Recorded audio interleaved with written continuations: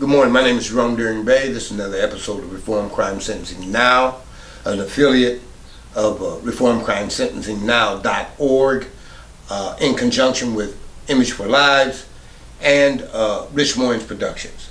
I have with me today Ms. Robin Hayes, who is the director of A Mother's Cry, and we have asked her to express her experience during her 10 years incarceration in federal prison and her re-entry process here to Des Moines. And I'm going to turn over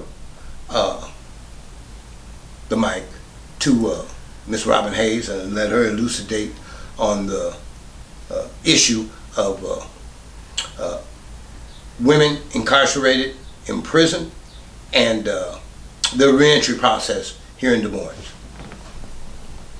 Hi, my name is Robin Hayes. I was incarcerated 1992, got out in 2004 to a federal charge of conspiracy. I did time in various institutions, and what I found out was that there's no actual help for the women. You simply just go in there and you do your time and it's over with. They got a couple of little programs that you can get into, but they're basically like masonry, which is for men. Working in the powerhouse, doing unicorn, which is things that you do, that men do, which is why most women coming out of incarceration are actually doing, can handle a man's job. But upon me doing those, I did pick up a couple of traits. That's about the best thing that did happen to me, because I've been incarcerated most of my life, and I can basically say that I basically grew up in prison, and it took me 30 years to figure it out that I can't do it my way. But with that being said, it was a task for me, and having my kids out here, lost to the system as well. But I'm growing from that now, and federal penitentiary is not like the state. You do 85% of your time. There's no corners to cut, but it's not. It's not pretty, But I've done basically most of the 10 years that I actually did of incarceration, and educated myself to be able to come out here and try to do something for the women once I got out of prison. But it took me a minute to try to figure that out. But with that being said, I got out in November 18th of 2004, and I got a job, various jobs through temp services.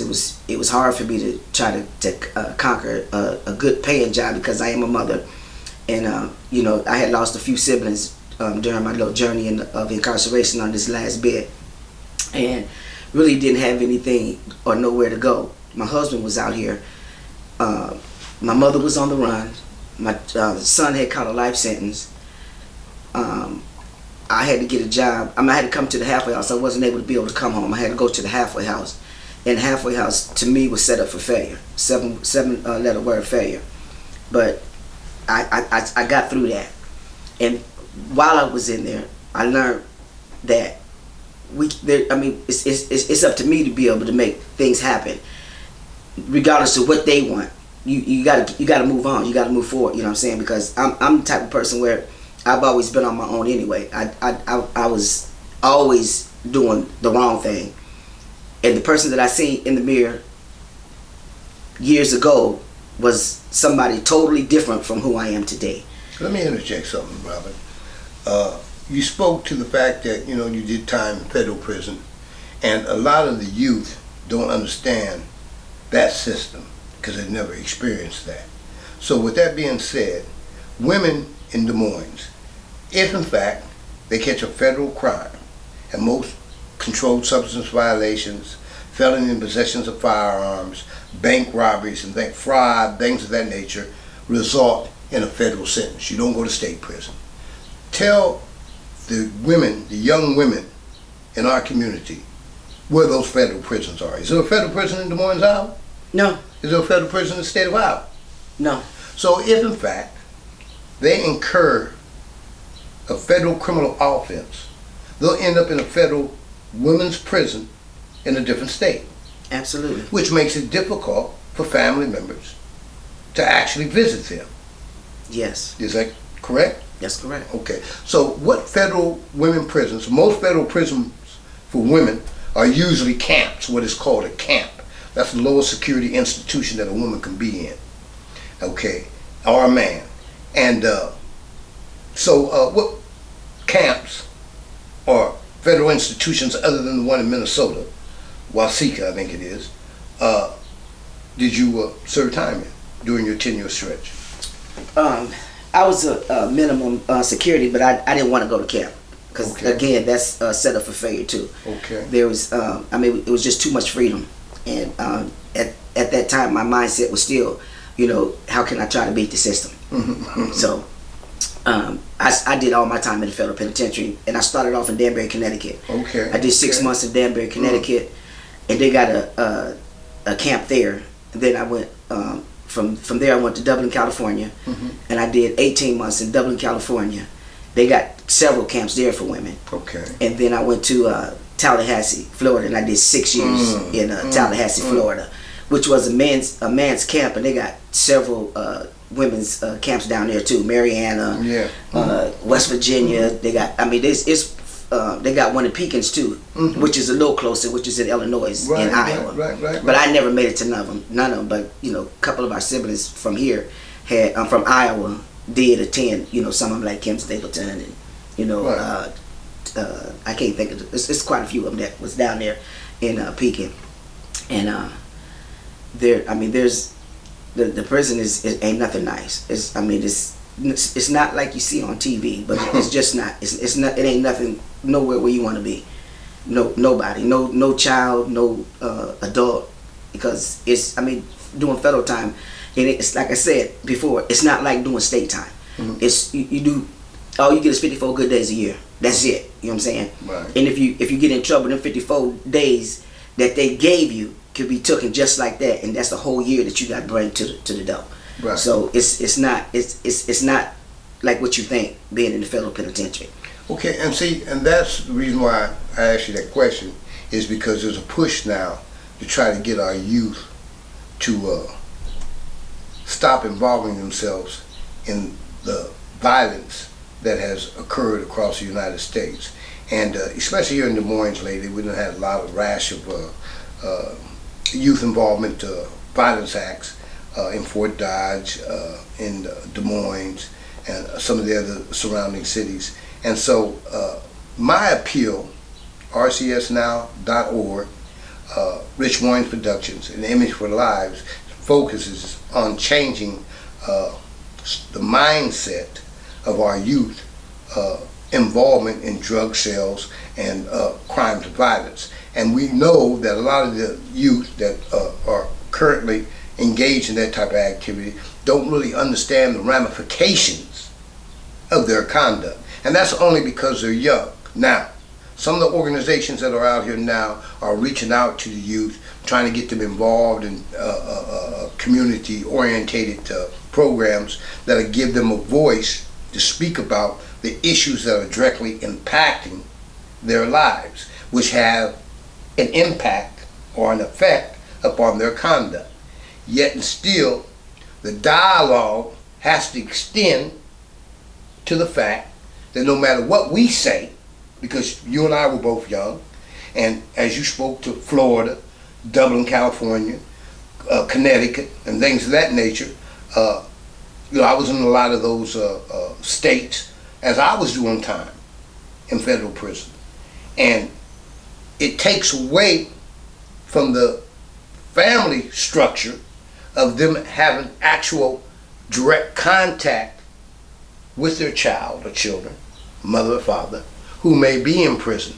And that undermines the effectiveness of rehabilitation in our community. And as you alluded to, that impedes our ability to get back out here in so-called free society and be effective in our society as far as employment, education, or anything else that might be conducive to upward mobility in our life. And so, my next question to you would be, during your experience in prison, how did you get along with, say, your counselor, your case manager, people that were supposed to program you for reentry? What type of program or plan did they have for you in preparation for release to so-called free society? Well, there was none. There is no preparation plan. You get a piece of paper that says your tentative date, your alternative date, and the date that your earliest possible release date. That's it. That's all you get when you come into the federal system. So you didn't go through no programming for preparation for release. They never had no programming. There was that no prepared you. programming. The men's programs consist of plumbing, Unicor, where you make different articles for them to be able to send out somewhere. There was none. They had a hair place, but everybody don't like doing hair. You know, there was no programs. There was masonry. That's men's work. Okay. There's Well, let's move forward. And upon your release from prison, did you get gate money? my money I had on my own books. So the institution itself, or the Bureau of Prisons, being that you was in federal prison, didn't provide you with any allocation to aid and assist you upon release? No, I didn't have no aid and assistance. It was all Okay, so you did 10 years in prison, you worked a prison industry job, and upon release, you come out here with a minuscule aspect of finances in order to try to stabilize yourself in a society that for a decade have moved far beyond you. Yes, there was nothing out here. I didn't have two quotas to rub together when I first come out of federal penitentiary, other than what I had on my books, which my mother used to was sending to me. Okay. And when I got to the halfway house, it's a good thing that I was a federal inmate, because if not, then I would have been incurring a debt. Right. When I first got there, because federal people pay for their own inmates. Right. So with that being said, I had to get temp service jobs. It wasn't a job, a dream job that you might want to be able to, take care of your family. I had to settle for what was out there because I was an ex-felon.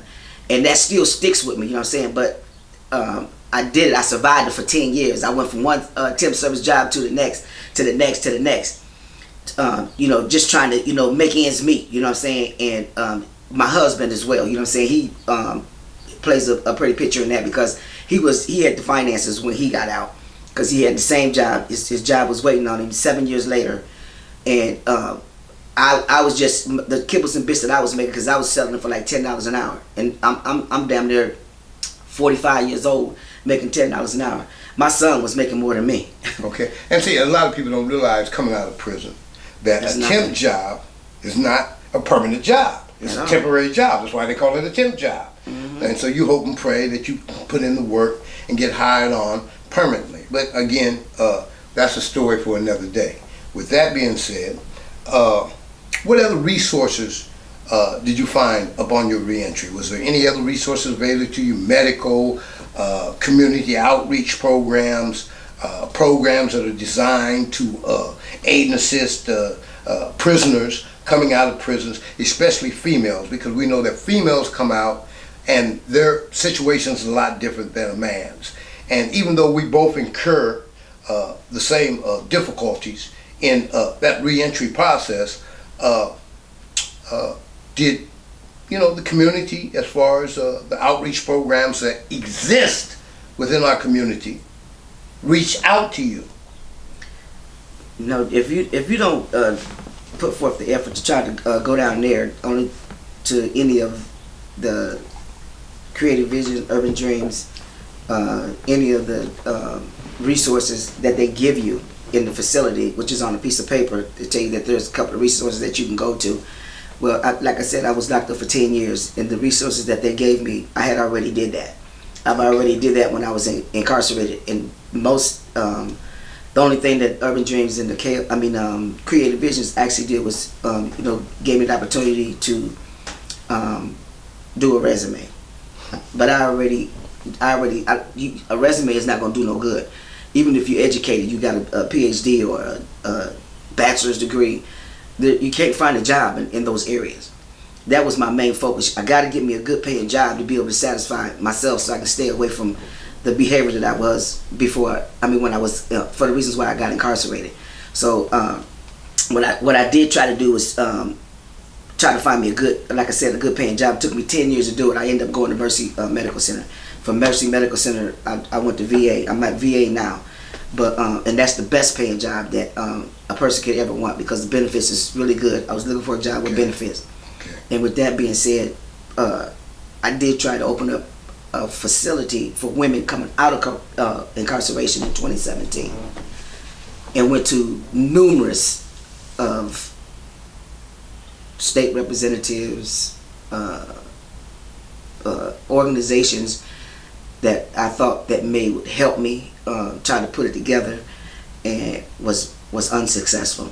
Okay, with that being said, as I said early on, you're the director of an organization that you're putting together titled A Mother's Cry, and that's dealing with the issues that your children are currently dealing with. And you spoke to that in a previous program that we had.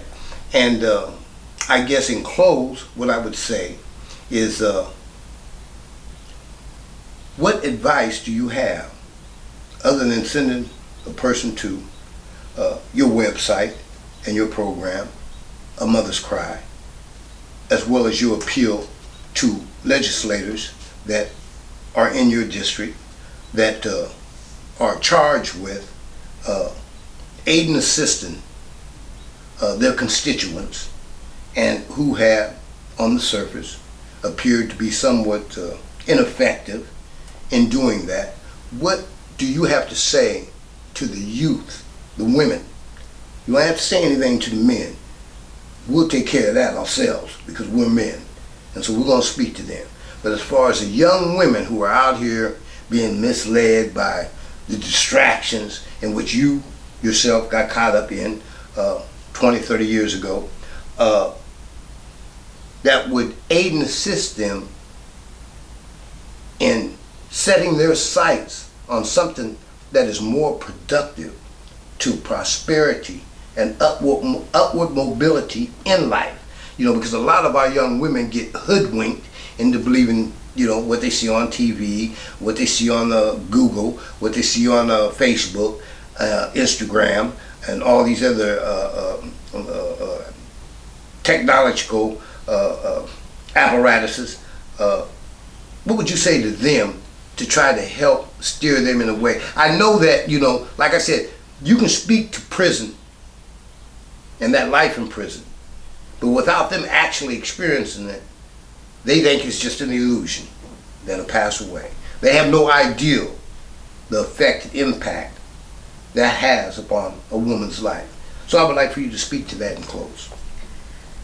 Well, I would say to just follow your dreams and stay away from the negative social media, because social media will take you there on doing and making your life feel like it's something to live for. But with just following your dreams is what I wish I had did before I caught my case. And it's not just a case, it was cases, because that was not my first time. And I just I hate to look back on what I've done, but that's how I learned from my past experience on how to proceed moving forward. And like I say, that lady that was in the mirror years ago, you just have to look in the mirror and tell yourself that you love yourself all the time. You know what I'm saying? To stay away from that negativity. Negativity is what got me to where I was. But where I'm at now today, I love who I am today because of, my past. I'm not ashamed of nothing that I did, but it was ugly.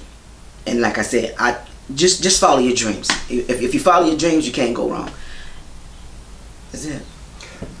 And again, this is another episode of Reform Crime Sentencing in conjunction with Image for Lives and Rich Moines Productions.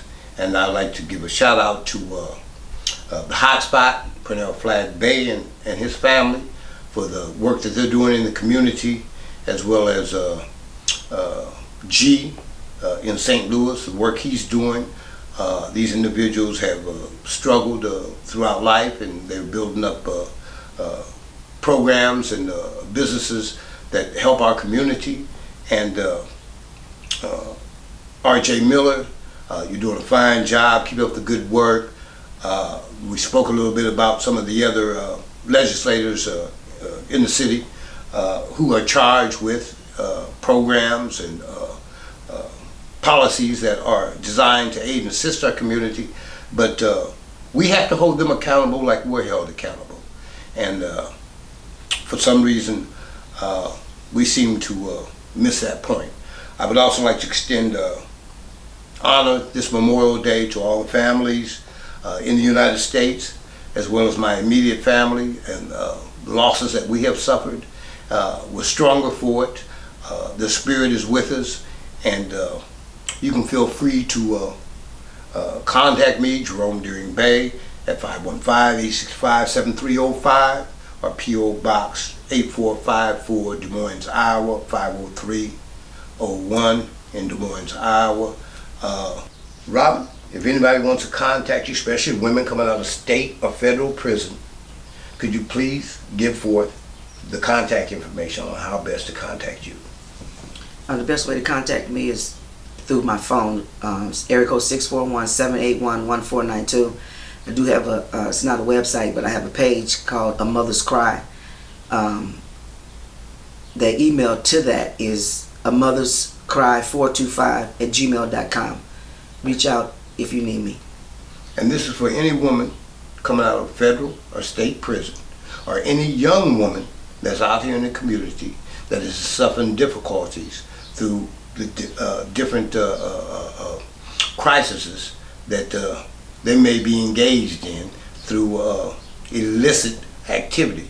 Like I said, we don't want to see our young women nor young men incur the criminal justice system. You might think this is, but as Robin can attest to, and as I will attest to, 20 years, 30 years in prison for selling drugs just doesn't add up.